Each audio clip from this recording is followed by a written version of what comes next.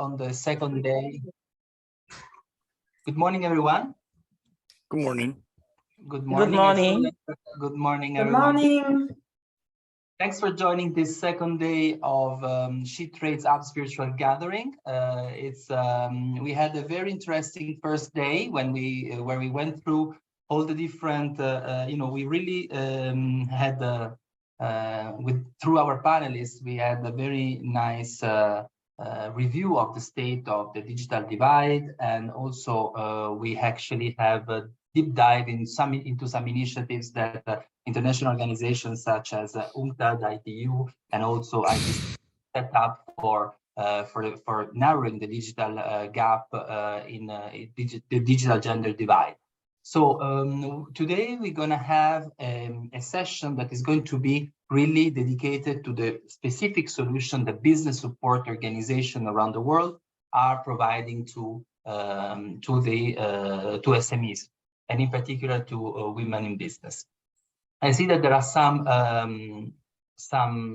participants joining now, so we're going to wait a couple of minutes, if you agree, so that we can shortly start. We always give some minutes to connect and so that we are all on the same page.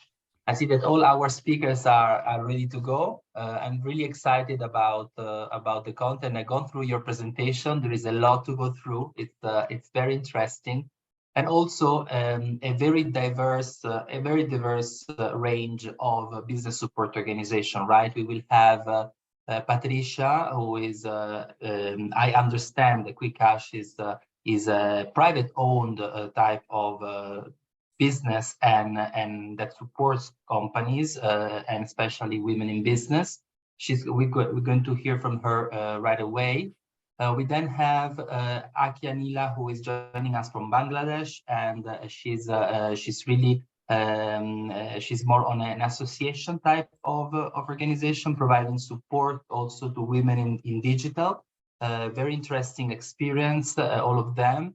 We will then have a bank, so we will have Absa Bank joining from Kenya, and we will see here also the potential solution that the bank has set up in the collaboration that they have set up with a digital platform to actually support women in business. And last but not least, because it's our first BSO in our ITC benchmarking program, we're going to discuss it tomorrow also in more detail. Procomer joining us from Costa Rica. Yair Rodriguez is really making a big effort for us today. It's 3 a.m. in the morning, so is really this shows the commitment that Yair has for this program. So we really thank all of them. I think that I see that Ellen has just joined. Good morning, Ellen. We just mentioned you on the list of panelists, and let's maybe start. What do you think, Lucy? Are we going to start?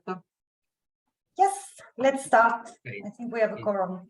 9:10, so we can go ahead. Well, welcome everyone again. Welcome to the second day of Harnessing Digital for Efficiency, Scale, and Value. SheTrades Hubs virtual gathering events. We're having the event is structured in 3 sessions. On the first day, we've seen a little bit the policy at policy level. What is the state of the gender digital divide?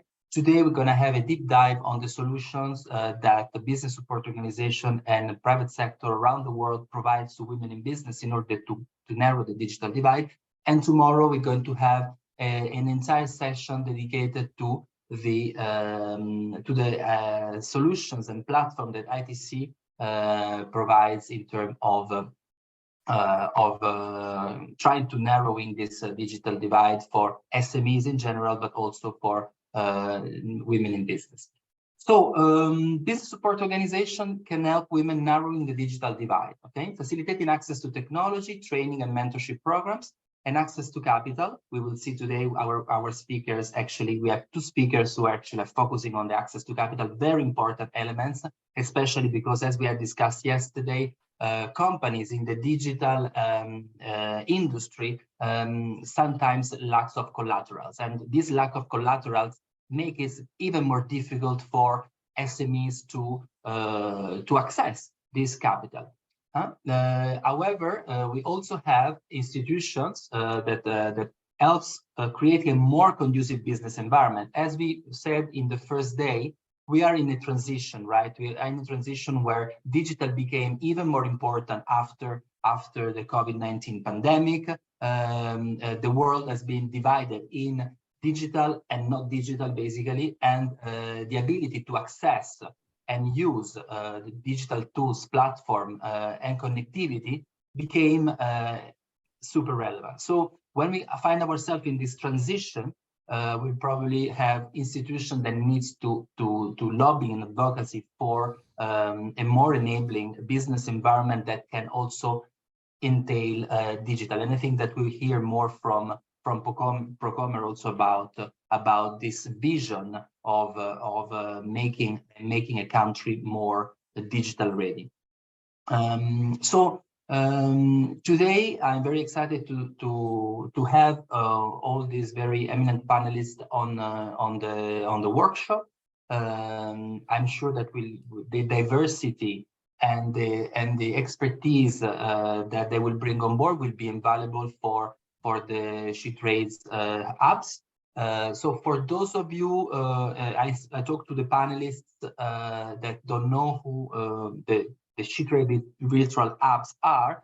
SheTrades virtual apps are business support organizations in several countries of the world that are committed to make a sustained change for women SMEs around the world. So those are the organizations through which ITC works in order to deliver the programs. They are our reference in the countries and on the ground, so that we can really rely on strong institutions. And our role as ITC with this webinar, but also with our initiatives, to strengthen their core muscles and make them even more responsive to the needs of the SMEs. But let's have a little bit of a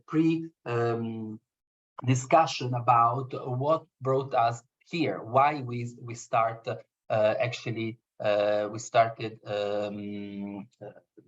thinking about the importance of the digital, and also why we start thinking about bringing together the SheTrades apps around this topic specifically. We actually launched a survey. A survey responded by over 300 women-led businesses, mainly from Nigeria, Trinidad and Tobago, South Africa, and Kenya, but also in other countries. But the bulk of those responses come from there.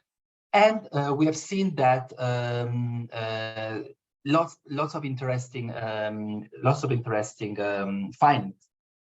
First of all, the survey was looking at what are the key obstacles that digitalization for women-led business live every day. So the first insight from the survey was that there is an insufficient digital skill of employees. So the capacity of the employees, and it's difficult to find people that are digitally skilled.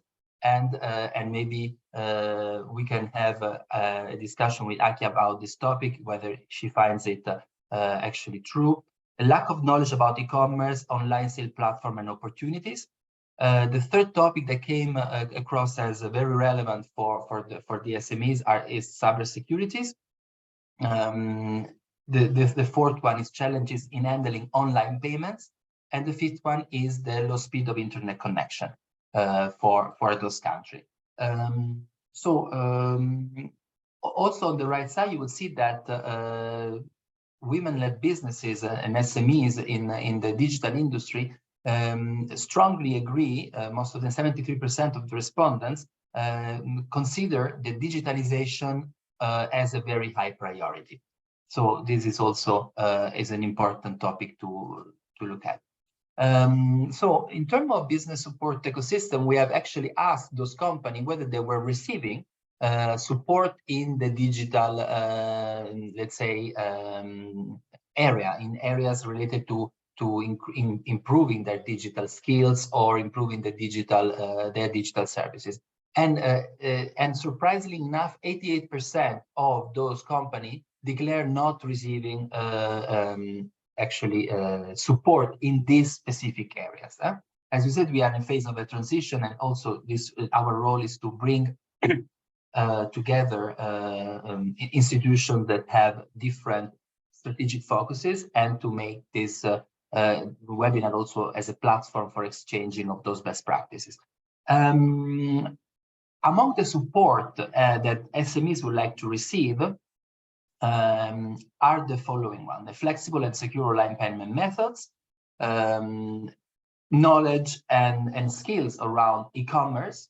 So we will have also tomorrow, the ITC is going to present Ecom Connect, the Ecom Connect platform also on this topic. Technical knowledge and digital tools, including both hardware and software. So really, in terms of the basic infrastructure, or the building blocks of the digital business. Digital market trainings, which very much go hand in hand with e-commerce knowledge, including web development, social media, digital market strategy, etc. And last but not least, cybersecurity. And I understand also that cybersecurity as an important gender dimension in terms of how women live, in terms of really being online and being visible on online platform. Okay, so without further ado, I'd like to introduce today's panel. We have, as I said already, panelists joining from different parts of the world. We have Patricia Zundi-Yao, founder of QuickCash from Ivory Coast, with West Africa. We have Mrs. Akianila, CEO of Women in Digital in Bangladesh, so Southeast Asia. Elle Makadi from Absa Bank from East Africa, Kenya, and Yair Rodriguez, Innovation and Digital Transformation Manager from Procomer, Costa Rica. So is a very diverse panel. Welcome everyone to the panel, and I'd like to first of all introduce Patricia Zundi-Yao. Welcome, Patricia. Thank you for being with us today. Patricia is the founder of QuickCash, is founder of Canaan Land, president of the Movement of Small and Medium Enterprises of Côte d'Ivoire, board member of UNCTAD Trade and Women Initiative. Yesterday, we discussed with our colleagues from United Nations Conference on Trade and Development, the Women in Trade Initiative, and E-Trade for Women Initiative, and Patricia is one of their advocates. So it's a great pleasure and honor to have her online today. So she's a well-known social entrepreneur in Côte d'Ivoire. She's a founder of several companies, including QuickCash, and she has a law background, and she has contributed to the creation of several specialized businesses in her country. So, Patricia, I think that you will be the best one to actually share your experience with us. We're really looking forward to hear from you. And welcome to this webinar. And over to you. Yes. Hello to everyone. I'm very happy to be in part in this webinar, and I will love to thank the ITC for inviting me, and also E-Trade for Women Advocate to share my experience and what we have done on the ground. I don't know if you can put my presentation. Sure, I'm going to share my screen. Yes, so yeah, I can start. I'm very happy to connect with. Wait a second. For that. Can you see the screen and your presentation? Okay.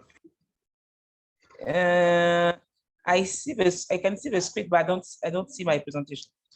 I just see your slides where you present the different speakers. I think it will come, Andrea, because I can see on my side. You can see on your side. Yeah. Okay. Yeah, even me, I can say it. Okay. But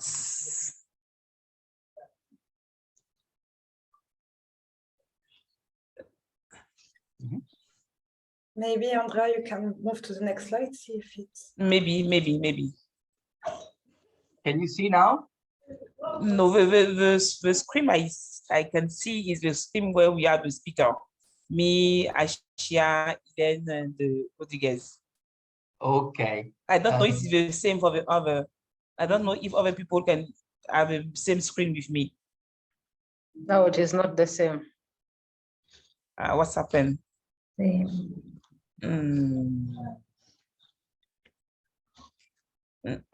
I think you should you just check your internet connection. Just restart the connection. Sometimes it's hang on. Here I can see women, a woman carrying some fruits. Okay. Yes. Oh, okay. So, You know, Patricia, I think that other participants see your presentation, so you may be open. okay, you can. So let's go on the second slide directly. Okay, perfect. This is you, social entrepreneur, born and raised in Cote d'Ivoire. Yes. Thank you. Thanks a lot. So my name is Patricia. So I'm social entrepreneur.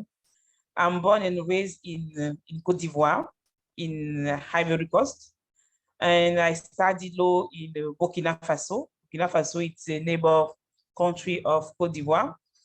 And I started business, I can see yearly from my mother's side. So when I was a child, I was helping my mother, who was a small merchant in a village. So during my childhood, I spent my time between school and the small activity of my mother. So after my graduation of law, I started to answer me the good question: what I want to be, what I want to do. At this time, I didn't have some people like a mentor that can guide me, but I was sure that I want to be an entrepreneur. So I decided to come back to the small village where my parents were living, and took the small shop of my mother, which was an informal business, and transformed it to a formal business. In the contact of the rural peoples, I noticed that they are facing some challenge to access to. You can go in the second slide, because I don't see the screen from here. I'm in the second slide. You did well to tell me every time I need to change. Thanks. Yes. So I noticed that rural people cannot have access to financial service, specific money transfer. Before, they had to spend 3 days to receive or to send a money, because at that time we don't have mobile money like we have now in the ground. So they have to leave. They have to spend 1 day to leave a village and go to the town, and transportation between the village and the town is unusual. So sometimes they can leave the village early morning, but they can arrive at the town afternoon. So they have to sleep and wait the day before, make the transaction, and then come back to the village. So it took them about 3 days to make a transaction. This is a very big challenge for rural people, because they can spend a lot of time and a lot of money to make transaction. And if you see a rural area in West Africa, and I mean it's the same in most of the village in Africa, we don't have bank. Microfinance is not available everywhere, and the villagers lost money sometime, because they have insecurity on the roads. So the time to leave the village, go to the town, make transaction. So they have to spend money, they have to spend time, and they are also security. In that time, we decided with my team, we have just 3, Frank, Josiane, and me. We decided to do something. That was the beginning of Quick Cash. So we started Quick Cash, I can say with a small amount. We don't have enough money, but we are sure that we have something to do, and we have to do something to improve the life of the population. We can go to the next slide. Yes. So we have to go around the village, meet the villagers, talk with them, what are the challenges. But when we make a survey, we notice that there is a few people, there's a few women in our customer. And I started asking me some questions, why we have less women in our customer. So we go to the ground, speak to them, why they don't use the services, money transfer, lack demand. And we understand they have some specific of challenges that are not the same that have demand. So we started now to design specific products for women, for rural women. Talking about, we can go to the next slide. Talking about impact from our activity from the beginning to now, we can say we have over 1 million transactions has been done.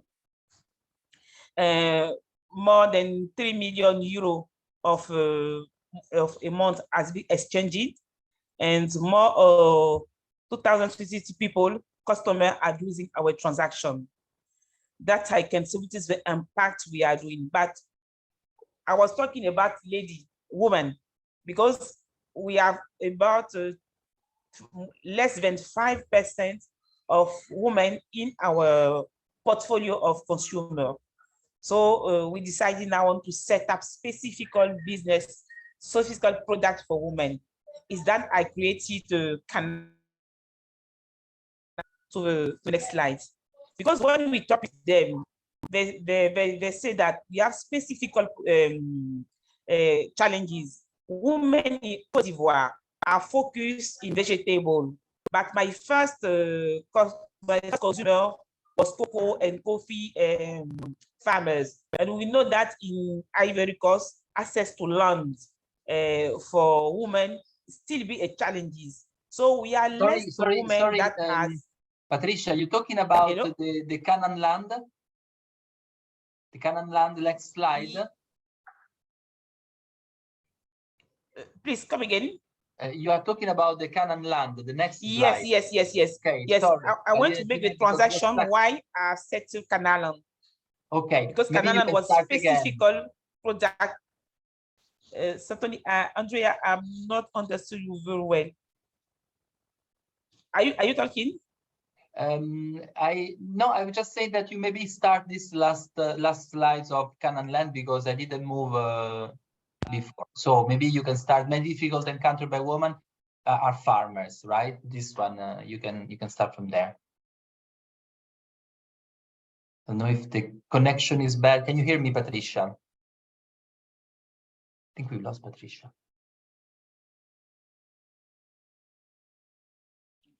Andrea, but we can hear you. Yeah, but I think we've lost Patricia for lack of connectivity. Yeah, I think that. I think so. Patricia, are you there with us?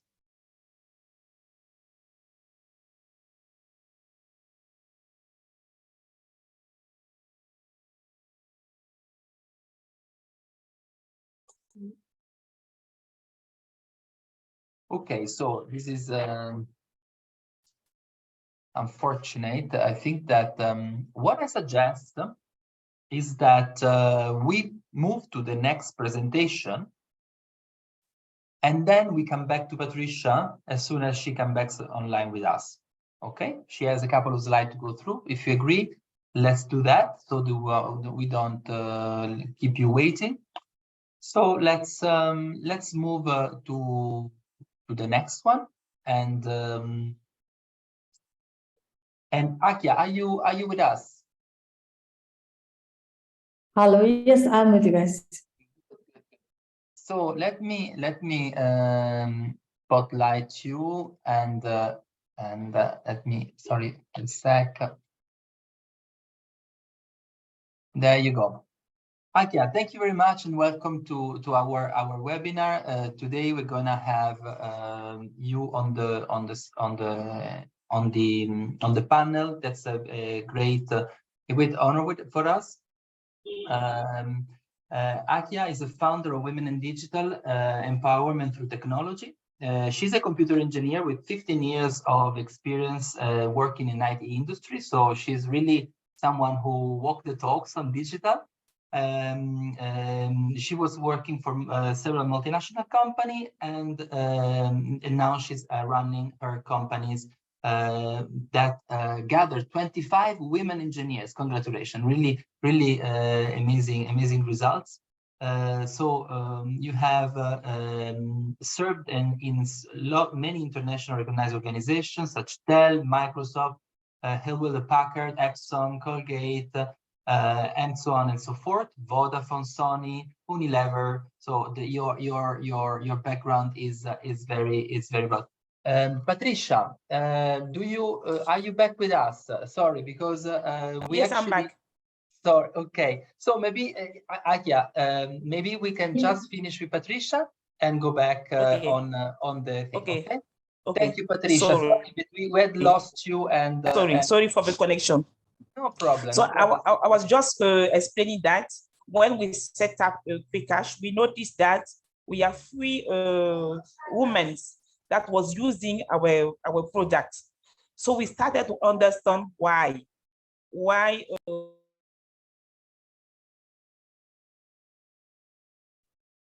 You are muted, Patricia. Sorry. Sorry. Okay. So at that time, I don't have some training about gender, about how I can use gender and to design specific product for women. So I get opportunity to have a training in US in a program and to help me to design specific product for women. Is that we have set up a Canal because the need was different for other people. We can go next slide. What does it mean, Canaan land? Canaan land is in the Bible. It's a Bible is a promised land. It's the land where we have everything is fine. Okay, great. It's like a paradise. Yes, like a paradise. And your program, great. Yes, yeah. So okay. So key lesson learned. This is the slide. So the key lesson, we can have five key lessons. Technology. For me, technology is the next revolution. We get before industrial revolution, but technology is for me one of the biggest revolutions in the world. And lot of women challenges can be addressed through technology. From technology, we can touch large people because we don't have border. With technology, we can sit up in US and you can connect with people in other countries. So we don't have a border with technology. And if you want to empower women, improve the access that we have to improve the. If we want to empower women, we have to improve the access in technology.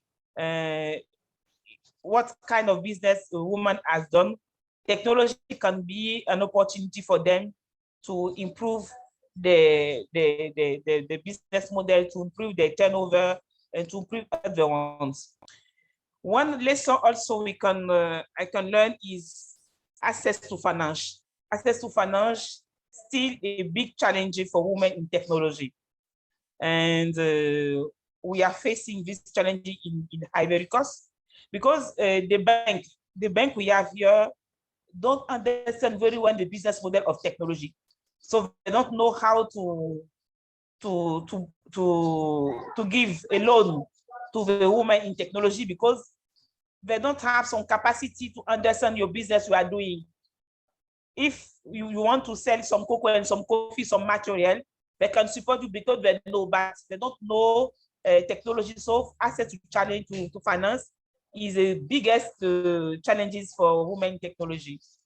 And the 5 lesson for me is we need to improve to scale specific product focus in women in e-commerce. Example, e-trade for women. Before I know this program, I didn't know there's some ladies like me in West Africa that can do the same. But when I get the opportunity to go in this program, I have improved my visibility, I improved my skills, my capacity, and now I'm able to connect with other women, and also able to interact with the government about policies, because the policies we have here was not sized to the business, but I have engaged through the connection with e-trade for women. I have connected with the government, and when we was working in policies for e-commerce, we get the opportunity to join the discussion and to let them know the voice of women. That is what the key lesson I think we have to learn from my journey with Quick Cash and working with ladies. I think we have a last slide now. This last slide, you can go with the second slide, is the best image that can resume all my journey. This lady, this woman name is Awa. Awa is one of the lady we are working with Quick Cash when we are designing the program with them. It was not easy, because we had to go to the village, don't disturb them, because sometimes they are taking care of their children. So you have to wait the best moment to talk with them and to have all the attention. And when we finish and when we show them the product, the smile of this lady resume all my activity. Thank you so much. And sorry for the connection and the connection issue. Thank you so much. No problem, Patricia. Thank you so much for this experience. Actually, it makes us very proud of what you have achieved. Actually, you have identified a real need, and you have turned it into a solution that could improve the livelihood of women in West Africa. And I think it's very you know, I think it was very challenging, because, as you said, with banks and access to cash, etc., we have first of all the gender bias, but also the digital, let's say, you know, the lack of digital understanding and expertise of banks. So I think that this solution was really on the spot to support women. Thank you very much for your participation. Stay with us, because at the end we have a round of questions, and maybe some of the participants would like to ask a question to you. So now we move to Akia. Sorry.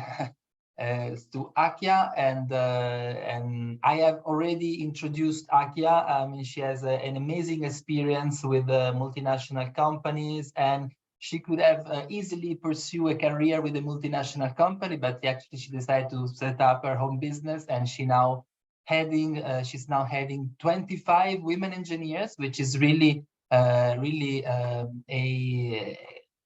amazing results.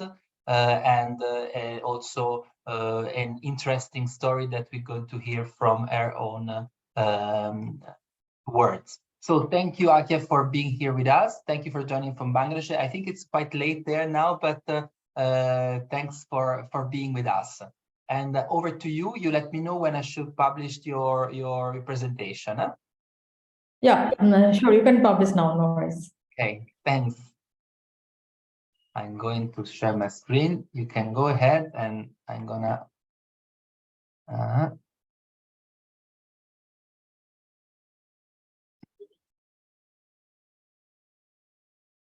Can you see your presentation? Yes, I can see. Okay, thank you. Welcome. Thank you, Adri. This is Acharila, founder, managing director, Women in Digital. What we believe empowerment through technology, and we are trying to bring more women in technology, and that is why we have taken this initiative named Women in Digital. I am a computer engineer, so I have seen what is the need of technology for this digital society, for this new societies or new digital transformation. So that is why I designed my business model. So could you please go the next slide?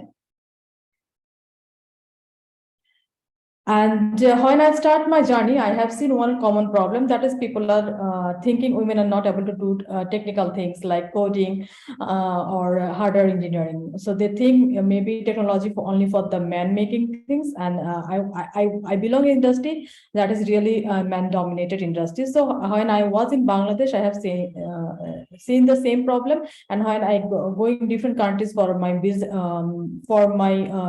official purpose, I have seen there also I'm only women who is lead the technical team. So I thought let's do something different and bringing more women in tech. So and I believe technology does not have any gender. So why this division? Next, please.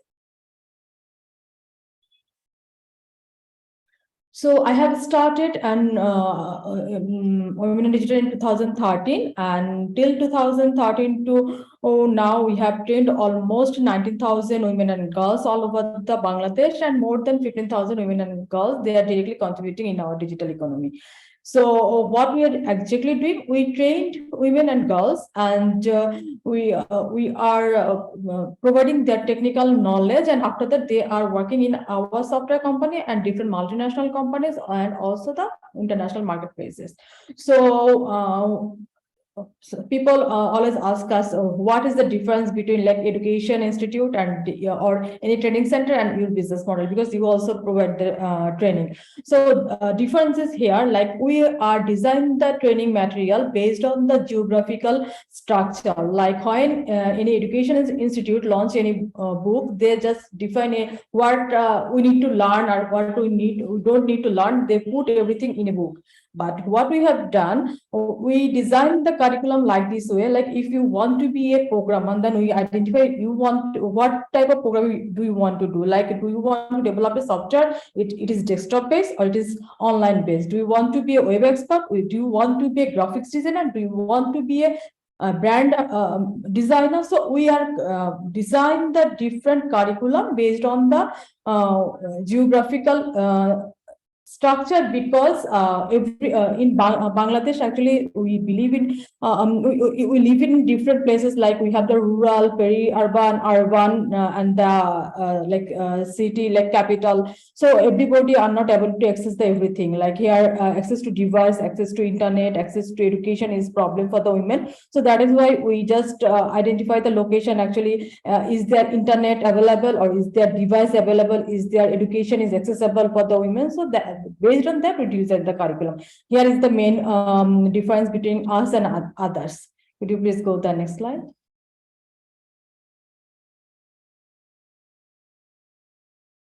And I think I can skip this slide. You already described everything about me. So I am a computer engineer. I was working in like 9+ years in different international multinational companies. And after that, I started my own business, but still I am working in different companies like Meta and ITU as a consultant. One is like international technical consultant, another one is the policy advisor. So I'm working in this type of working from Bangladesh. It's a remote job. If they need me, they can take me in their own places.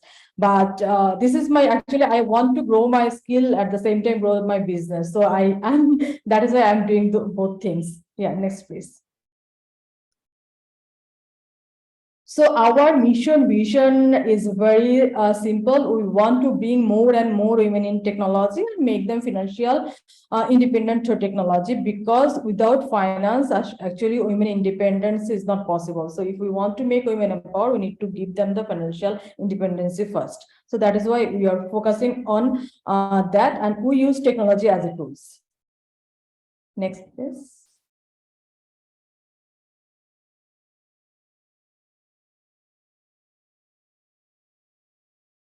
So women in digital, for actually bringing them in tech and make them financially empowered. So we design we are creating actually ecosystem in Bangladesh, where we have some online, we have one online schools and some schools in Dhaka city and outside Dhaka, and we have a software company. And at the same time, we next please, we want to keep our girls and women safe. So we have the cybersecurity in cybersecurity things. And when we start the business, in that time we face one problem, like what I have mentioned before, like we are designing based on the geographical structure. So when we start business, in that time we have seen we have seen actually we are not able to make everyone technology. So we decide we will make some people, some women technologists, and some will be tech enabled, like the product we are producing in our company or the all over the world, the product produced. So they need a good, we need a good user. So we'll make them tech enabled. They will be a good user. Like if you see in our country, there are lots of women working working in Facebook page, like they are selling their product through Facebook. So, but they don't know how to secure them in the Facebook, social medias, and other internet. So we launched this to keep our women safe. So we launched the women in the cybersecurity. And while we go on the rural Bangladesh, in that here we have seen there are very less educated women, and some are they never go to the schools and college, so they are totally uneducated women. So we design women in agrotech, and we use technology as a tools, and we develop a product for them, like we tested their soil and give them the result, which type of crop they can produce in that soil. So we are supporting that way, and we gave that project name is Women in Agrotech. Next, please.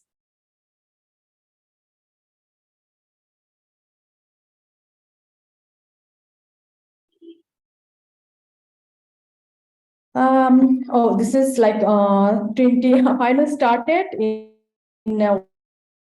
1 year. We reach on more than 400 students, and within 2023, like till today, we have still training is going on. So we trained more than 19,000 women and girls in all over the Bangladesh, and more than 3,000 women and girls all over the world. Like we trained the women from Nepal, Sri Lanka, India, Japan, Kenya, Nigeria, Uganda. So there are different type of places we are providing our training, and in more developed country like UK, we are providing our training, and also Canada, we are providing our training. So now we are trying to expand our business in different countries through online, and in Nepal we have a physical office also.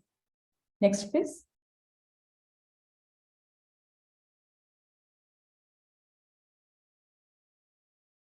There are some highlighted of our courses, which type of courses we are providing. So I am not going through into it. So if you anybody interested, you can have a look on our website, so you can see what type of courses we have provided. And this is the picture of our technical schools in Dhaka, and one is Nepal. Recently, actually last 3 years, we start industrial training in our center, because of what we have seen, there is a huge gap in industry and academia. So we offer some courses for the universities. It's a 3 credit course for the students. So they are coming to us and they are taking the pure industrial training from us, and then they get back to their institute and submit their projects. So this is the way we are start collaboration with the different education institute. Next, please. And this is one remarkable program from Women in Digital. So we have done in 2017. We organized the National Hackathon for Women. So we thought it is only in Bangladesh, but after a few years, we got some data from the BBC. They informed us we are the first one company those organized the National Hackathon for Women within the South Asia. So we are the pioneer in this model also. Next, please. And we have different program for the entrepreneurs, like Girls Up Startup, Digital Innovation Challenge for Women, and many more. So this is the highlight of the hackathon. We have done hackathon with the UNDP and ICT division. So this is the way we are working with different stakeholder or partners. Next, please.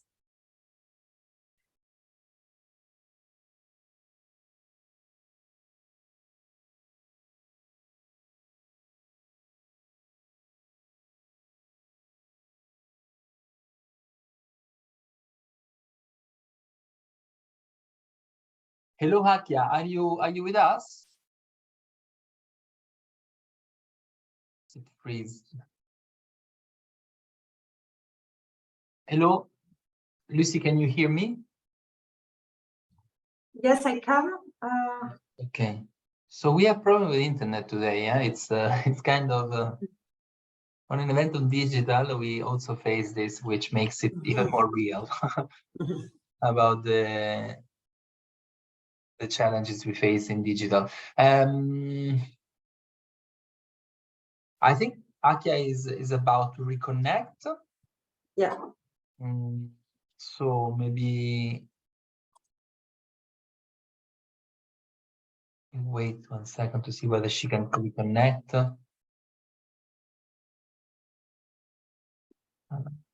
We lost Akia as well.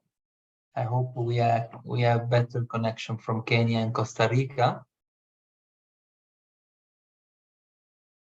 So maybe yeah, hello. Yeah, I'm a good connection here, Andrea. So you have problem with the rest of the team, let me know anytime.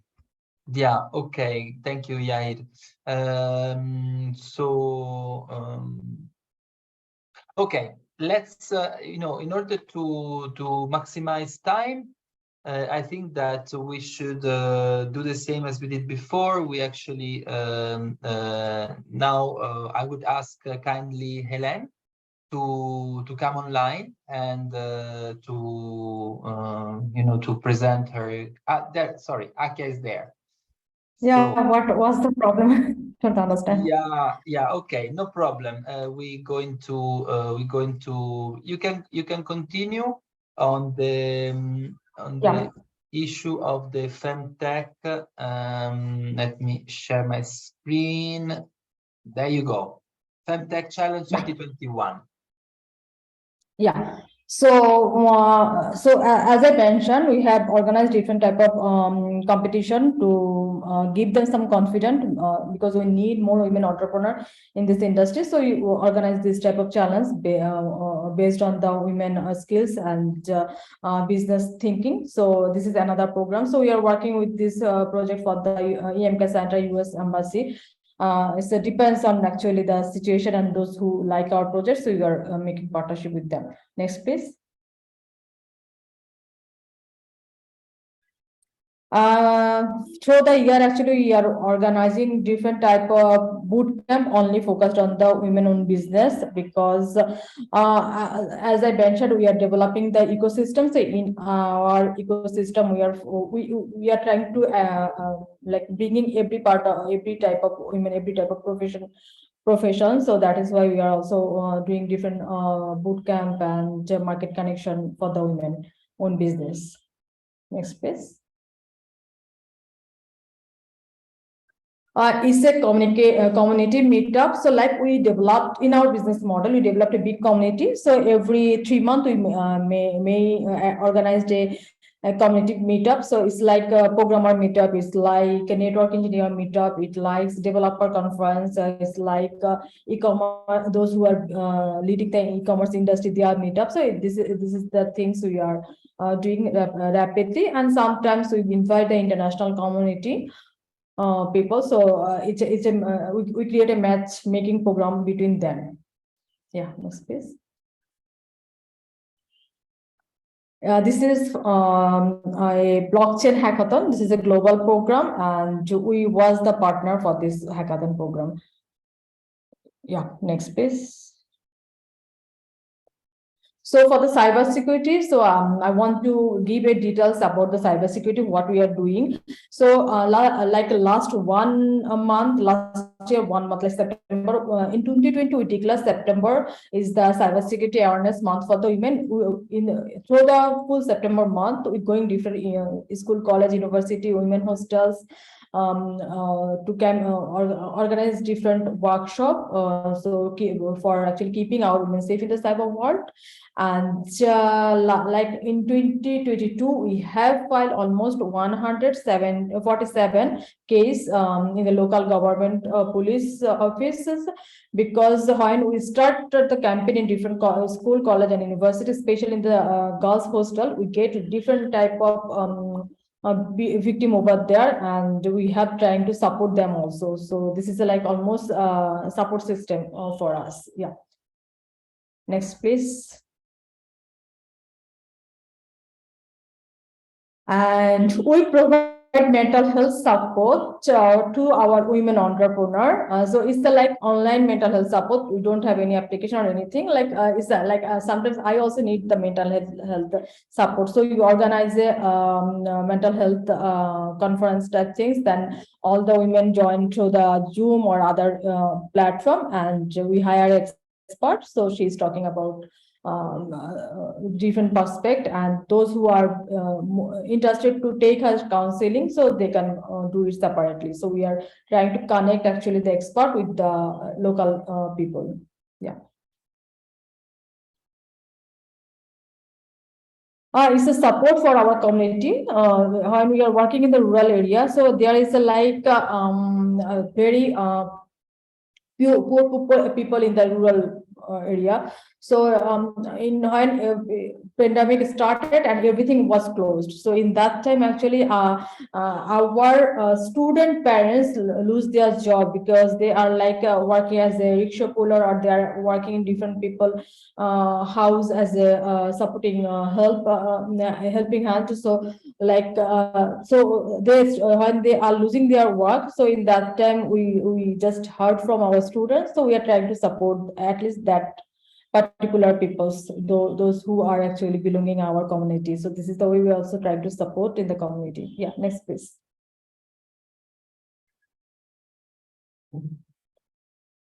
Akia, can we finish in 5 minutes, because we have the other participants? Sure. So I think there are many slides on your slide deck, and I wanted you to focus maybe on the most important, so that we can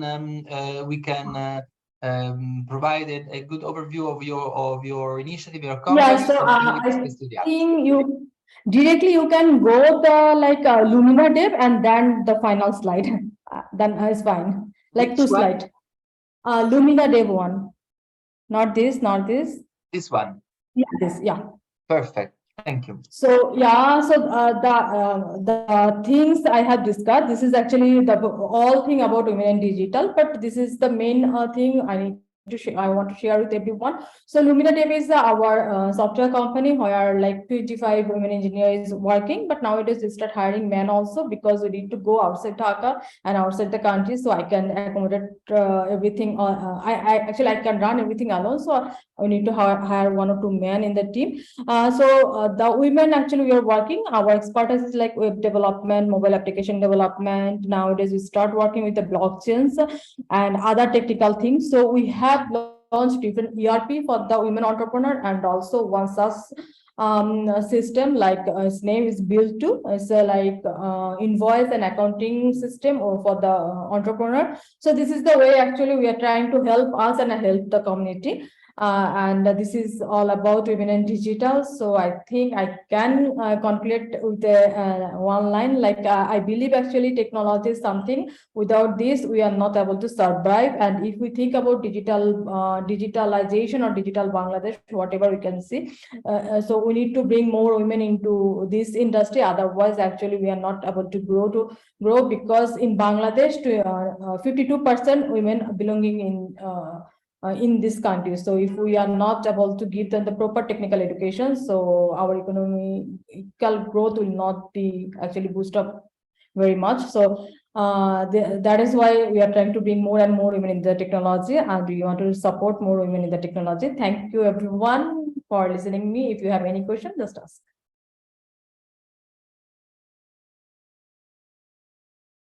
Thank you, Akia.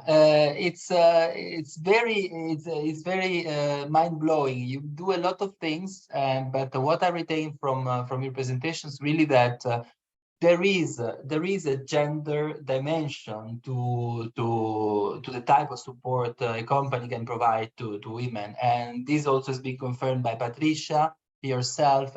There is really a gender dimension that makes digital solution necessary, but also flexible to adapt to the work and to the lives of the household and the women that have different priorities and different geographical context and different social context. So thank you very much for that. I think that we could stay days talking about all the initiatives, and really also congratulations for the communication that you could engage on in terms of the different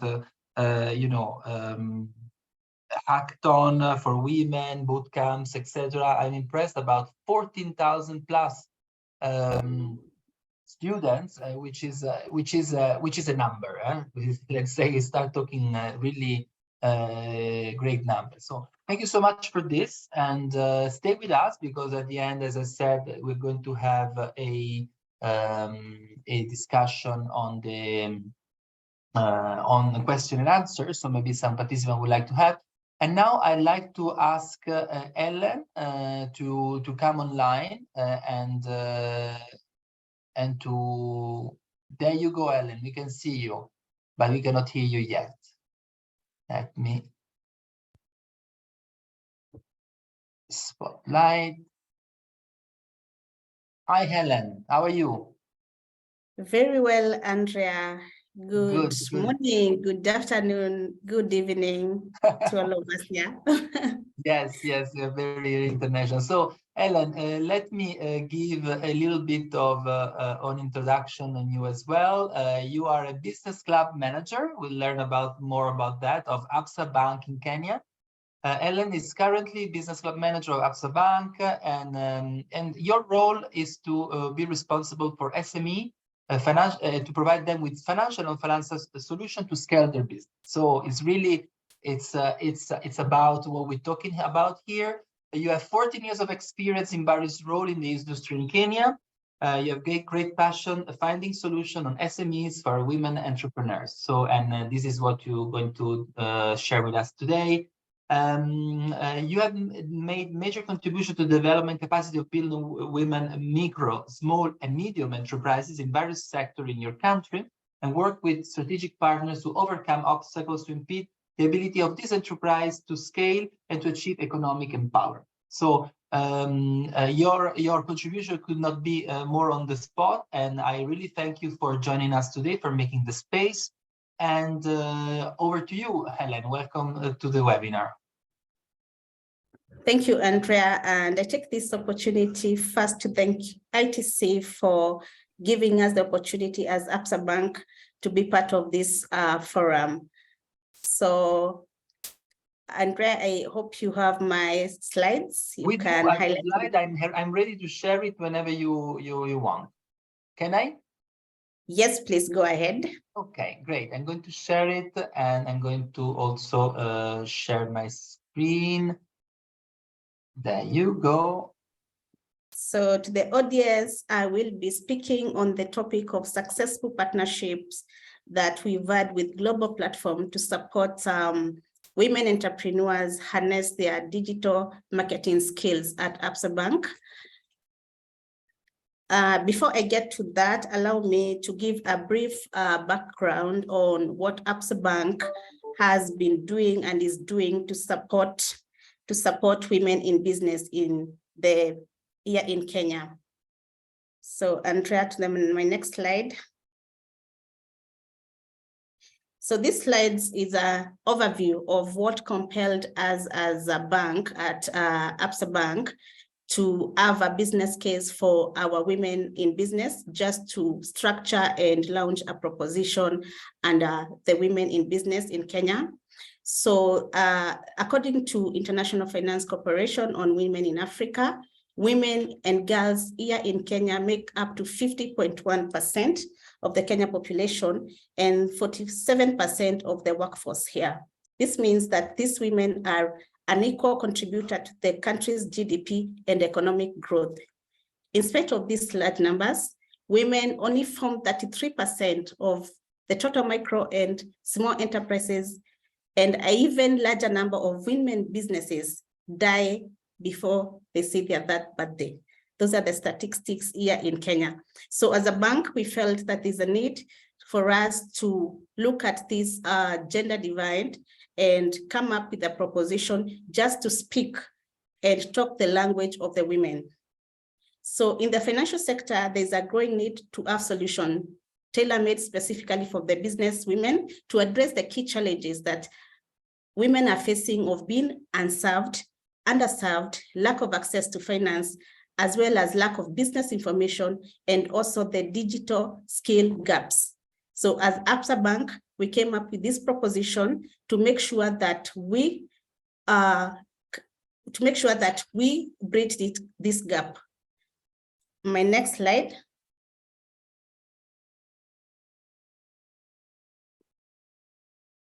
So in ABSA, we have a manifesto, and this is our belief and our commitment to our women in business. And we normally like saying it loud so that we can believe in it, and also women can hear our commitment when we are speaking to them. And I'm going to read it aloud for all of you to hear it. So at ABSA, we believe in women. We celebrate them and their achievement. We cheer them on. We provide products and services that give them access to growth through providing access to finance, access to markets, business-based information, as well as access to coaching and mentorship. We know that running a business can be hard, and more so for women who have been historically marginalized when it comes to setting up and getting funding for their businesses, or even who are trying to scale up their businesses to the next level. We are the bank that realizes that women have what it takes to be successful entrepreneurs in their own right, if just given a chance. And we are the bank that works with them to ensure they make it happen. We work with women in business to help them find a way to get things done. Now that is Africanacity, and that is ABSA. So that is our belief and our commitment to women in Kenya running small businesses. Next.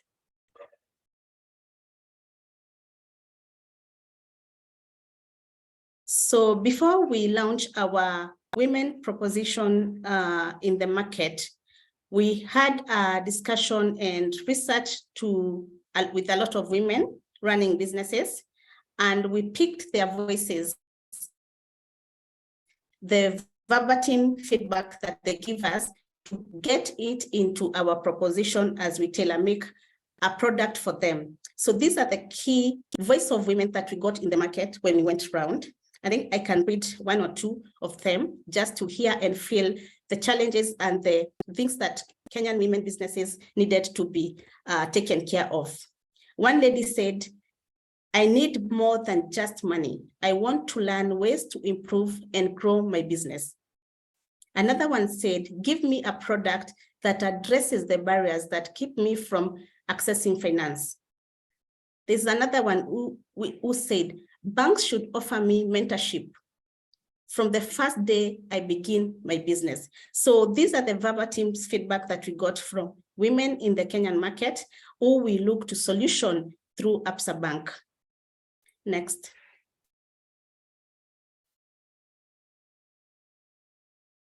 So the question is, why is Absa Bank addressing the gender digital divide?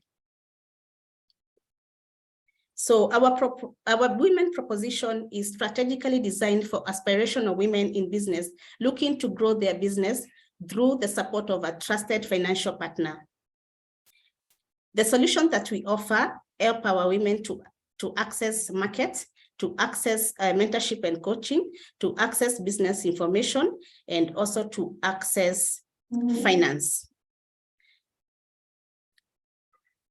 Andrea, it looks like my slide has been cut, part of it, but it's okay.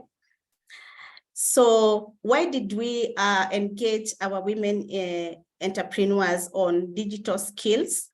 It is during the COVID pandemic.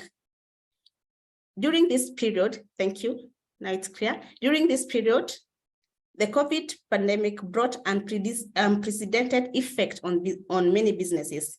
In a bid to cap the spread of the disease, most governments resorted in introducing lockdowns, curfews, cessation of movement, and this accelerated a lot of demand for most businesses finding a space for their online, finding a space for their businesses online. So it is during this period we introduce webinar trainings for our SME client on digital transformation skills, because we saw a gap that they were struggling on how to have an online presence for their businesses. So in 2020, we did our first webinar, first virtual training, where we trained about over 100 entrepreneurs on how to take their businesses online. That was an ask that we got from most of our entrepreneurs, women in business. How can I have an online presence? Since now most of them, there are a lot of lockdowns, there are a lot of cessation of movement, but I need to continue running my business. I don't want to close down like most businesses had done during that period. This was at the height of the COVID, I think in March 2020, thereabout.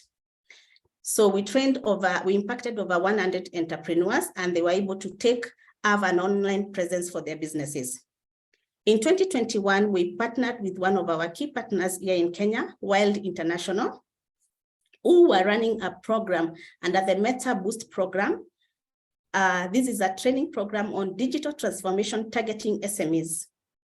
During that period, we trained over 500 entrepreneurs, and to date, 59% of them are women running their businesses. The program targeted SMEs and women in business to enrich them with digital skills necessary to excel in the growing digital landscape and grow their businesses, as well as their online presence. The skills that the training covered the Meta family apps, that is how to run on your business on Facebook, how to run your business on Instagram, and how to grow your sales on WhatsApp for business. Next, Andrea. So on this slide, I'm showcasing our digital skill intervention milestones and the impact that it had to date. As I've earlier mentioned on my earlier slide, we began this journey in 2020. That is when we did our first digital training webinar to empower our women to take their businesses online, and we are able to impact 100 of them. In 2021, that is when we got our partnership with Wild International, who were running the program, the Meta Boost program, and we impacted 149 entrepreneurs. We continued last year, 2022, with the program, and we impacted 270 entrepreneurs. So as you can see, this is over 500 entrepreneurs impacted with digital training skills, digital marketing skills, and 59% of these are women in business. Next, Andra.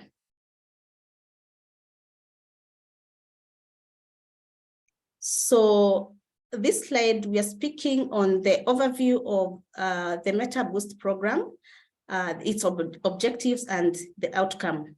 So when we partnered, the program was to address the gender divide, digital divide.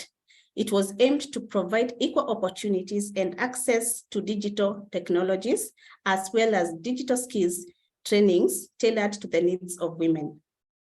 The program content is curated to provide trainings on challenges women in business are facing, such as development of digital strategy for their businesses, use of mobile marketing and e-commerce, content creation. This is how to create compelling engagement content that resonates with their audience. Online safety and security. I think what the previous speaker has spoken about, cybersecurity. Data analysis skills. This is to enable them make data-driven decisions to optimize their marketing strategies. So the outcome of these trainings that we've had for the last 3 years, we've seen increased digital literacy in the way women entrepreneurs are marketing their businesses online, with practical exercises being implemented as soon as the sessions were completed. So we followed most of these participants during the training, just to make sure what is the impact behind after this training, how has your business changed? And we've seen that they have been able to grow their business presence online. They are able to engage more with their clients online. They are able to make digital strategy for their businesses online, and there have been definitely increase of sales. There's also we've seen also an increase in the ability of how they are able to manage or supervise their teams when they outsource these services from marketing online. Through this program, businesses owners have said that they have been able to avoid risk of hacking and loss of access for their business profile because part of it was on cybersecurity and how they can protect themselves. So with me on the call, I have the lead trainer for the Meta Boost program, who was supporting our trainers and will support me with any question in case of any technical question that will come up during the question and answer. I also want to acknowledge my boss, Susan Situma, who is also on the call, and also my colleague, Joyce, who is also on the call. So I think this is my end of the presentation. Andrea, over to you, and thank you.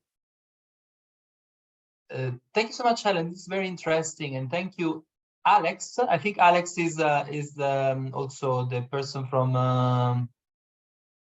Meta who is joining us. I saw him on. I say him online. Well, thank you very much for this. It's been hi, Alex. Thank you very much for this. It's been very, very interesting, and I have some question for you, but maybe we leave it for later. So now, without further ado, I'd like to go and call Yair. Yair is joining us from Costa Rica. Is a small but very powerful country in Central America. It's a country where innovation has made its way many years ago. Actually, Yair Rodriguez is Innovation and Digital Transformation Manager at Procomer Costa Rica. Procomer is the organization promoting and boosting export from Costa Rica to the world. He has over 20 years of experience in multidisciplinary with strong passion on innovation and team development. We worked a lot with Procomer, and we know that Procomer is always ahead of the curve in terms of how the type of assistance that the organization provides to its clients. So Yair, thank you on the call. Thank you also for being with us in such a strange time zone. I know it's 4 a.m. in the morning for you in Costa Rica, so we are with you suffering with this, strange time zone that we called you in. But Yair, over to you. Thank you so much, Andrea, for the introduction, and thank you also, Andrea and Lucy, for helping me to present today. And a good day to everybody in the meeting. Very good presentations. Consider what I've been seeing in the presentations that is about business and women's. My presentation have two components. One component is about one program that happened during the years of the pandemic. We had the result of the last year. And the other component would be the strategy of the Procomer as an institution that promotes export and focus on gender. So having said that, Andrea, can you go to the presentation, please, and start on page 9? I would like to start with the program to be in the same page of all of you, the previous presenters, and then I will go back to the next step that we are doing starting this year, okay? So we are going to an e-commerce program that we started during the pandemic, and with some results and some helps, and I use a success story at Novica that help reducing the gender gap. Okay, so can you go to the next one, please? As Arantxa Gonzalez was saying, e-commerce is a powerful means to connect the unconnected to global trade. And during the pandemic, we saw how the benefits of e-commerce were accelerated. So it helped the flexibility of the people. You have a lot of benefits like costing effectiveness, save time, etc. And this is specifically key for women in business.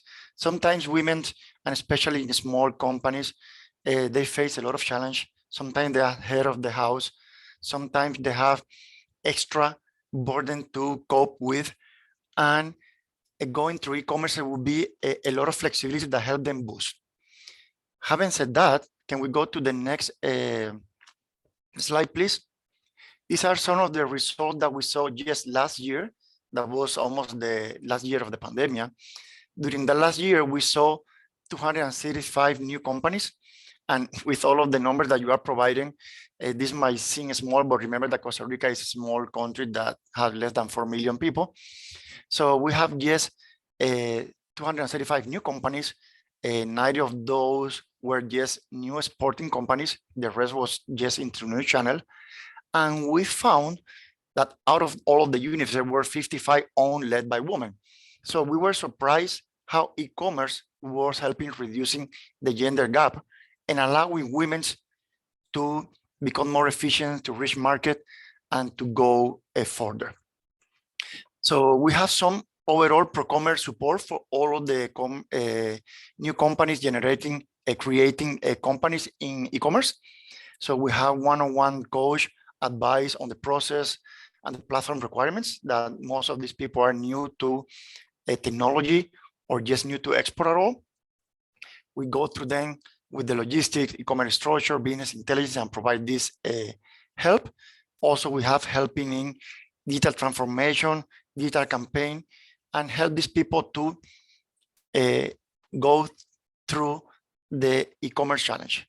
Also, we are on the process to digitalize all of the support and training to have on-demand support.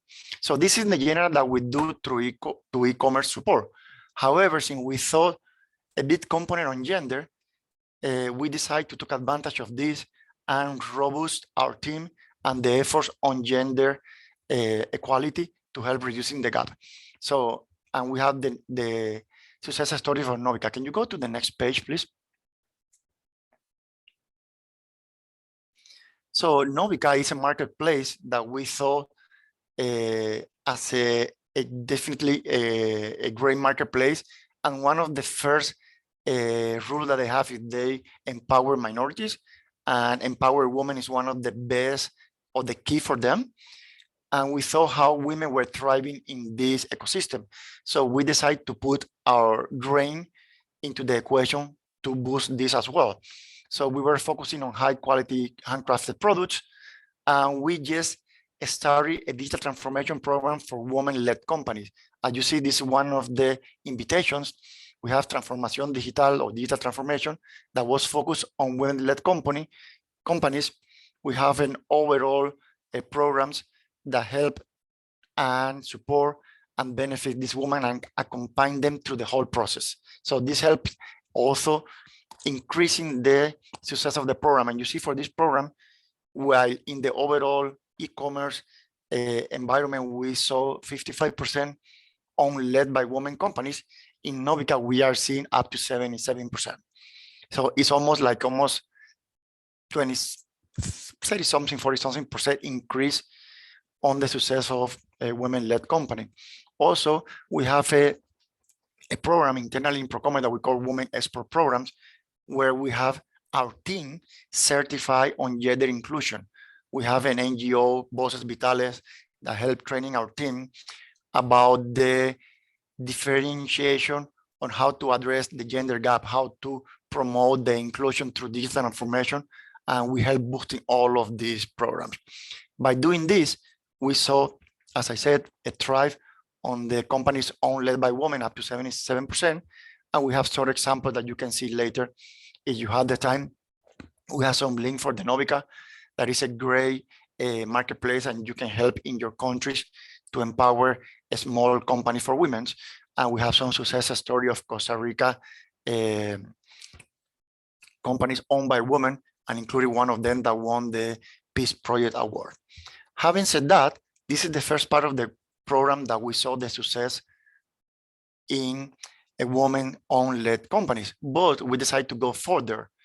And as an institution that helped promoting the exports, we decided to go one step further. And if now, Andrea, is it possible to you to go to the second page, please?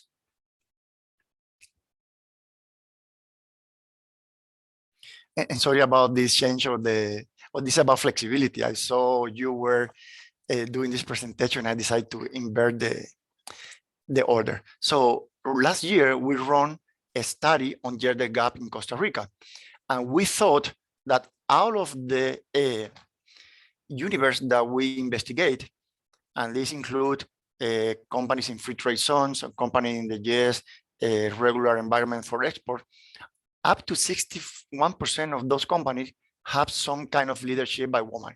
And this could be a combination of owner, board of director, or general manager. So which is a great percentage for a small country or for any country. But when we go deeper in the details, we found that out of this universe, 50% of those women were in the board of directors. That could be one women or more, but at least we have in 50% of the exporting companies, at least one woman are representing the board of directors. When we got a little further in the investigation about companies managed by women, we saw that this percentage decreased to 33%. And when we went to the detail of women that are the main owners of the company, it went down to 27%. So we definitely, though we saw good overall representation, we found a gap, a gender gap in the top management decision-making of the companies. Okay, can you go to the next one, please? So we went further after this study were found in Costa Rica, and we keep searching, and we realized the benefit of the women inclusion in sporting and in business. And you were showing all of this in your presentation, and this is just general information. This is global general information that we were expecting to see a 20% higher GDP if the women employment gaps were closed. We were present a better improvement in the overall, how you say, in the overall business money replication if we have more inclusion of women. So we decided to go further and go to the not only a project dedicated to women, not only one single effort dedicated to women, but in interinstitutional effort dedicated to reduce the gender gap. Can you go to the next one, please? So we have a coordinated strategy that we put together, and we started working last year, and this year we are ready to start the. Okay, I thought you were saying a chat to me. So we decided to have a coordinated strategy be among the foreign trade minister. This is from the government, that will include sustainability and inclusion, promotion of the human talent, and public policy, because we can have single efforts by each company or by each people, but we need to have the help from the government on the policy, public policy instruments that help benefit this through the whole country, and of the trade facilitation, of course. Then we have Procomer, that this is Promotora of Comercio, like the one that helps promoting the trade and the export for Costa Rica, that are leading this effort through the country, through the three institutions that we are focusing on: export, sustainability, human talent, productive linkage for a small company to big companies that are coming to the country, and promoting the country brand, Esencial Costa Rica. And then we have CINDE, the left partner of these three main teams, that is the one that is in charge of attracting exports from other parts of the world to Costa Rica. And this institution is helping to development of specialized talent.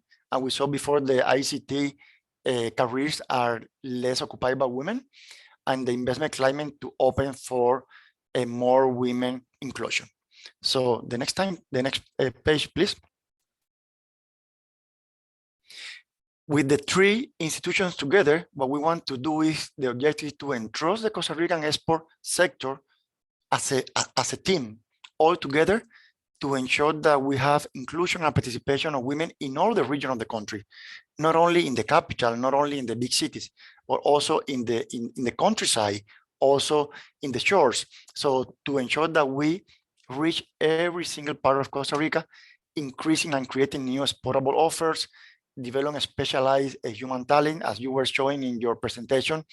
A part of the issue is that women are less able to access to these specialized careers that help achieving for new roles, higher pay roles, and improving the conditions in general for a foreign trade, like access to credit, access to technology, access to knowledge and training. Can you go to the next one, please?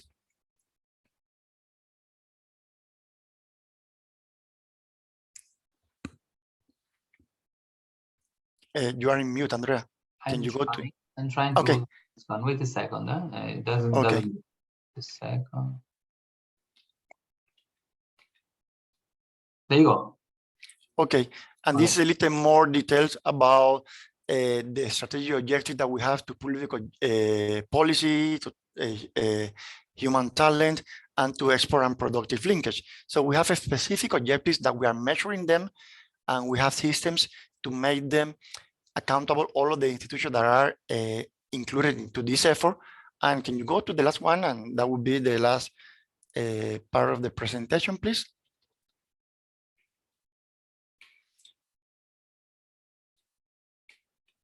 Thank you, Andrea. In this part, you can see that we don't stay on the objective. We don't stay on the wheel. We have a specific objective that are set for each of the institutions, for the government, for the promotion of export, and for the inclusion of export.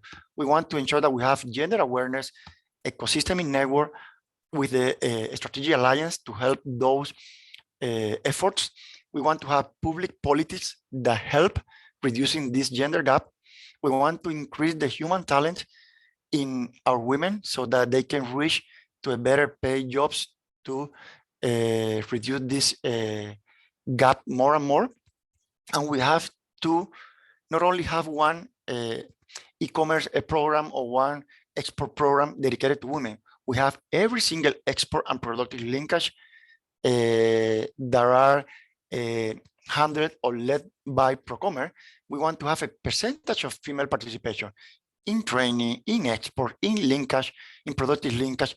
So we went from one single objective, one single effort, to all the effort in the country, to all of the governmental and private organizations that are working together in strategic alliance effort to reduce the gender gap.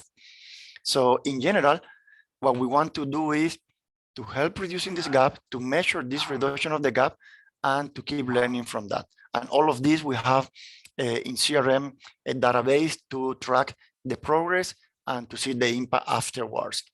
And with further ado, if you can go to the last slide for the final presentation.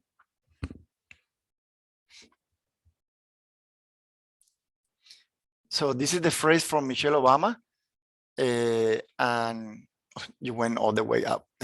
So what we want to make the closure here, and this is a great leader and a great woman, that no country can ever truly flourish if it doesn't include the woman. So every single effort is great. Every single effort is welcome, and we need to learn from each other and to multiply this effort. But we need to ensure that we put together the governments, the public policy to help reducing this gap. This is no one single effort task. This will be a task from everybody. And when we do this public and private alliance, definitely we're going to have great results.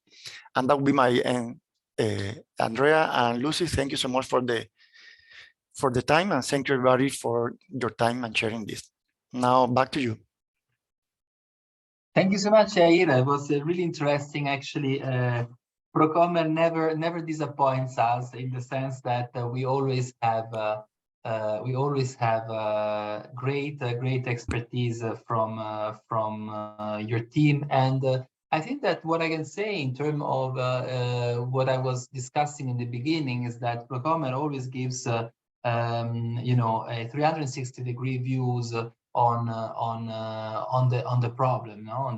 on the topic. And I think that you had a very important role in providing the business environment. I think that you have underlined how important is the business environment, a political class that is aware of the challenges and opportunity that the digital can provide, and you actually made the link between the different players, both at the macro level with the Ministry of Trade and Industry, with Procomer and CINDE, on how to bring it to reality through specific project. We have a question from one of the participants for you, Yair. So maybe we start from that, since you just presented, which actually said, Procomer is not a women-focused organization. Then how do you collect specific data on your services that impact women more specifically? I think that the question comes from a SheTrades Hubs, and they say, do you have any advice on how SheTrades Hubs can better serve women and also to collect better data on gender? How easy is to do that? Correct. We have an internal team of business intelligence, and actually that team reports to me. And so last year we started an effort because of all of the gender gap that we saw. So we designed a universe, a sample that represents the whole environment of Costa Rica, of exporting companies, and we include the equation about gender. How many women do you have in the company? What is the level of hierarchy of these women? Are they owners? Are they managers? They are part of the directors. What is the contribution of these women to the power making or the decision making of the company?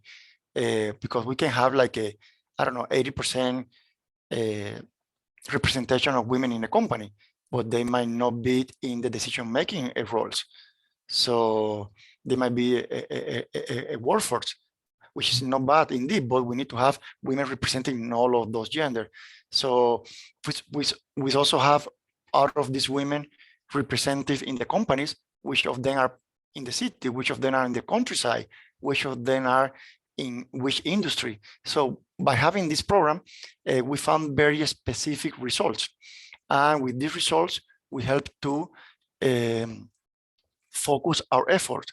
For example, we thought that about of all of these percentage of women in leadership, 88% of these were focusing on the pharmaceutical, chemical industry, because are the export company from outside that are more open-minded about inclusion and are helping this inclusion.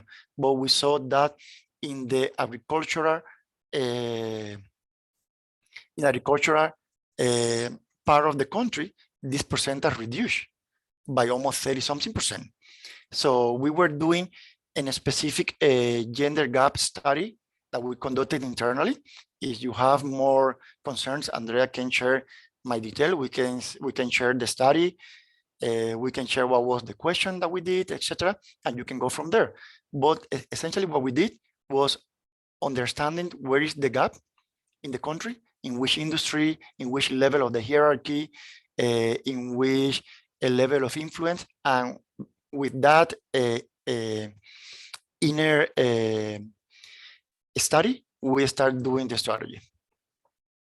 So it's really about intentionally focusing on those less favorized categories of our entrepreneurship, and dig further into the data. I think that your slide on the different women participation, it actually is very clear, no, in the sense that it allows you to see that we can present data in different ways, but when there is the willingness to actually really look for what is the real contribution, and whether there is a real women leadership that is developed, well, then you have spotlight the right way of doing so. We have a question for Patricia. I don't know, Patricia, if you're still with us. Yes, Yeah, hi, Patricia. On your presentation, the SheTrades Hubs are asking us, what is the advice that you could provide to the SheTrades Hubs to provide better support to women members or clients accessing finances via digital? What is your recommendation to those organizations that would like to support companies with this very access to payments methods and financial solution for their companies? Okay, thank you.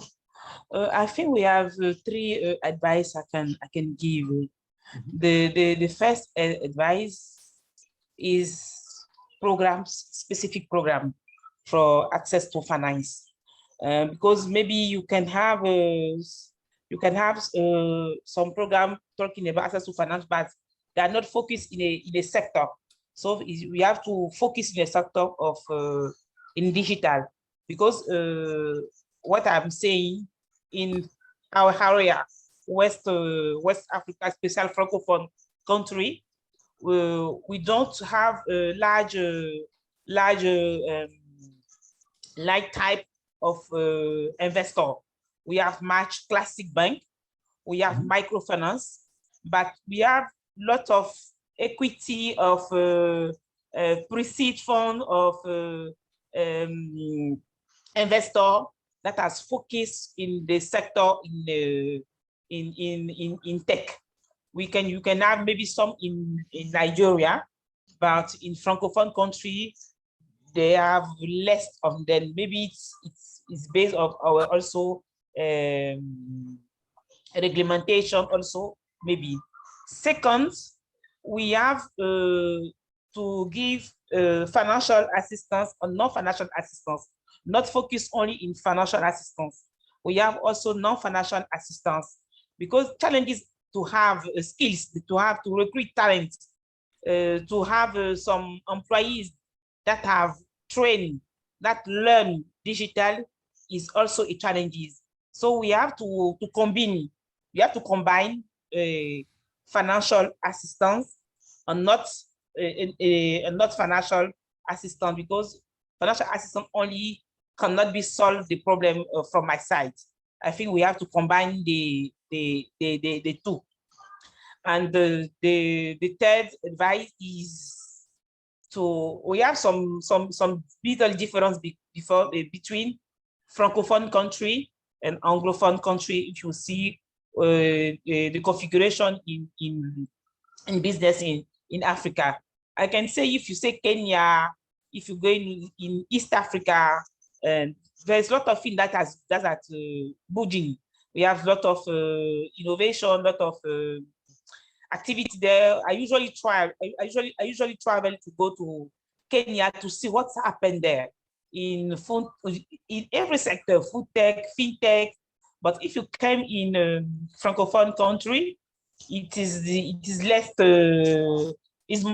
dynamic like West Africa. So to resume, have specific product program focus in tech. Second, combine financial or non-financial assistance. And third, take care of the difference of the country. We don't have the same dynamic in Francophone and Anglophone country. And to support the one, and we have to support the SME that have do the effort to take the lead, because I think it is better to convince in base of success story. So for the one that have already set up a business, we have to support them and give them more visibility so we can attract other tech, especially women in tech. This is the three kind of advice I think we should do to improve access to finance. Thank you, Patricia. So basically, technical skill, access to finance, visibility, and marketing. I mean, all those different aspects needs to come together, and I think that you made it very, very, very clear. We have another question from Nila. I don't know if Nila is still with us, and the question is. I'm here. Yeah, hi. And I think the participants are interested in understanding how do you identify the skills and gaps for your women clients, and what are the priorities in terms of which the solution you're going to provide. I mean, when you look at the companies, you know, what is the technique that you use to identify what are the actual gaps for women clients, and in which way they differ to the needs of other male-owned company.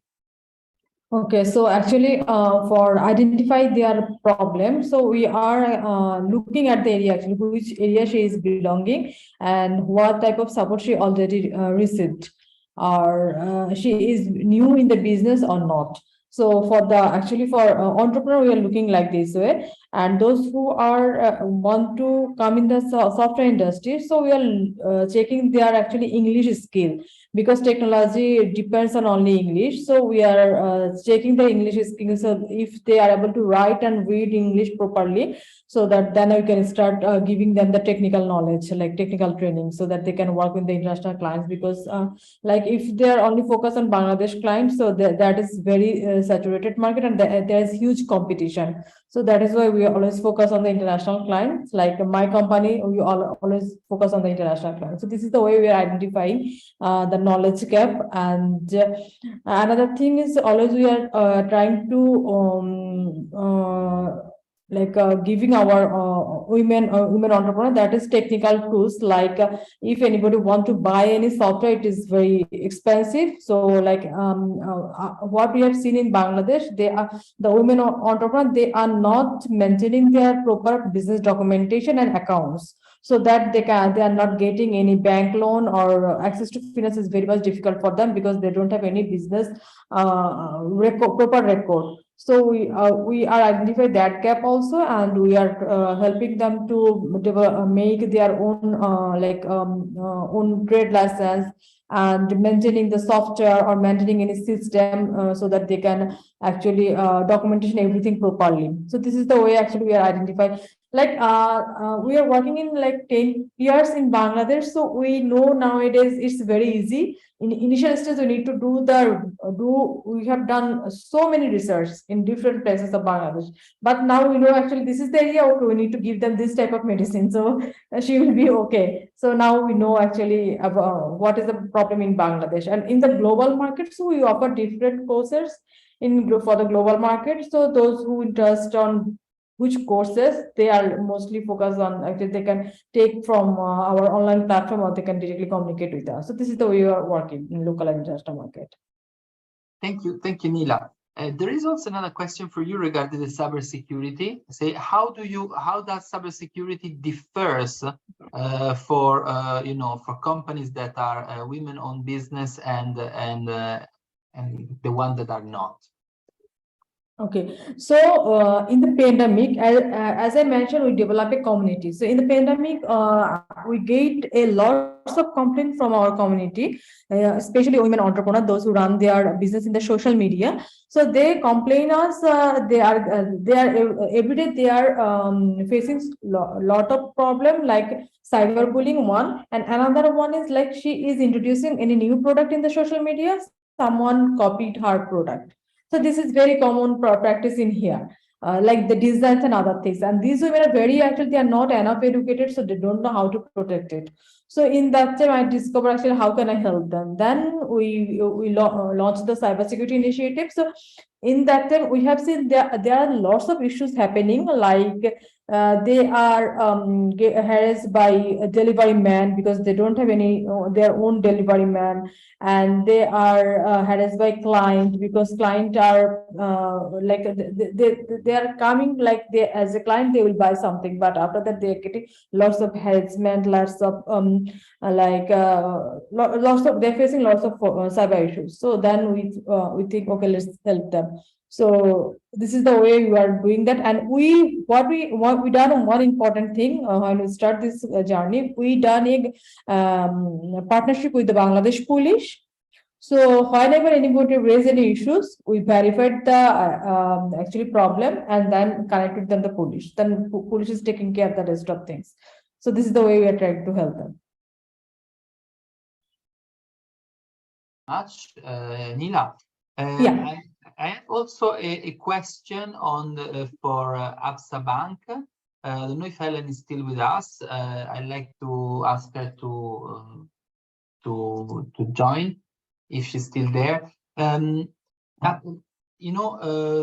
We have seen that in the past. I mean, in general, banks have different sometimes. Understanding of let's say digital related needs of companies, and also especially in Africa there is a lot of gender bias when getting to financing a women business. So in which respect Absa Bank has done a different choice, and how it materialized for you? Thank you, Andrea, for that question. And I must say, for Absa Bank, we've differentiated the products or solution for women entrepreneurs, and we launched this proposition in the market 3 years back, and we've seen a lot of traction and a lot of benefit to the women.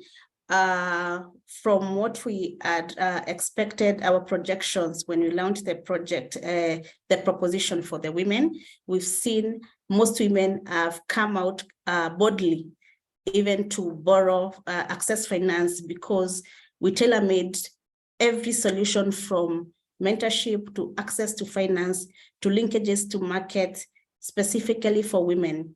Our proposition, especially on the funding, we give women better interest rates. We give them longer periods for repaying their loans. So it is quite a differentiated proposition in market, and we've seen a lot of traction and uptake by the women in business in Kenya. Great, thank you so much for that. I think it's very rare to see such approach for the banks. And in terms of your collaboration with with the online platform, how that came about is more about. I wanted to ask a question on to Axel, but I think that he left. And I wanted to know how different was for the program to adapt to the needs of women, and how that came across as a solution in for helping women businesses in succeeding in all the different topics that we have addressed in terms of marketing, in terms of marketing campaign, social media, etc. Thank you for the question, Andrea. And how the program came about is during 2020 when COVID hit, and we had a lot of customers just helpless on, most of them actually were closing businesses. And we did a survey and we came up, we were the first bank in Kenya to bring the virtual SME webinars immediately after COVID, so that we could guide our customers on what to do, because it was just a mess. No one knew what's going on, how to continue with their businesses. There are these laws that the government had implemented to no movement, no social interactions. So most shops were closed. And we saw an opportunity there to support our customers, and we brought a lot of consultants on board with different thought leaders on areas that they can support our women in business. From digital marketing, that was actually the first webinar that we did at Absa Bank during that period, and we saw a lot of women attended that session, and they were angry with and thirsty on how to take their business to the online presence, and the consultants supported us very well. And as you can see, the programs were general for OSMEs, but the participation, 59% of the people who joined these digital skill marketing trainings were women. And from the audit that we've done on the attendance and on the impact, we've got a lot of testimonials from women showing us how their businesses have grown from one scale to the next through these digital skills that we've done. So Meta Boost programs really supported us, and we got to know of that program through our partner Wild International. We work with them in supporting SMEs with capacity building skills. So when they saw that in 2020 we had looked for a consultant just to explain to women how you can exploit Facebook, how you can exploit Instagram and put your business and make money through online sales. They told us, look, we have a program being run by Facebook. That time it was Facebook. They changed the name to Meta, and we took up that program, and it has really supported us for the last 2 years. And it's something that we will continue partnering with Meta and the World International Organization. Thank you so much, Helen. Thank you so much to all the panelists. Actually, there is another question related to the Novica partnership for Yahid, but I think that since we are closing, we left that for another discussion offline. I would like to thank you, all of you, for being with us until now and for bringing such useful experiences. I'd like to just spend a couple of words on tomorrow's session. So tomorrow is going to be our last session, and we're going to look at the different ITC platforms. So tomorrow I'm going to change my hat into a presenter, and we're going to discuss about one of the programs that we provide, the business diagnostic and benchmarking program, and how that is can be used to measure also the digital readiness of organizations such as the SheTrades Hubs. We're going to then look at the platform Ecom Connect with our colleague Annabelle Skis regarding is the ITC solution to support companies on getting on online business and digital marketing. We're going to have then a Climate Smart Network representative. Gregory Sampson also is a market analyst here at ITC, and the Climate Smart Network provides solution on company and on sustainable solution on company, and we will see it's going to be quite interesting to see how that can be applied from BSOs to support clients. And then last but not least, the SheTrades platform, where Rashida will present a solution that this global marketplace for women will bring about solution for small and medium enterprises.